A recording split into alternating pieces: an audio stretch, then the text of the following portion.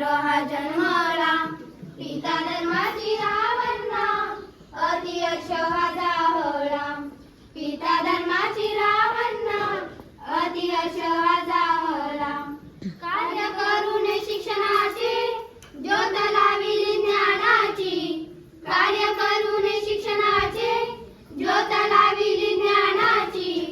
खेडोपाडी ही जाऊनी जनजागृत ही केली, खेडोपाडी ही जाऊनी जनजागृत ही केली.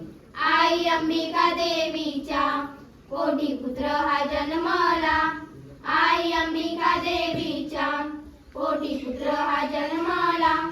पिता धर्माची रावणा, अति यश हा जाहला. पिता धर्मा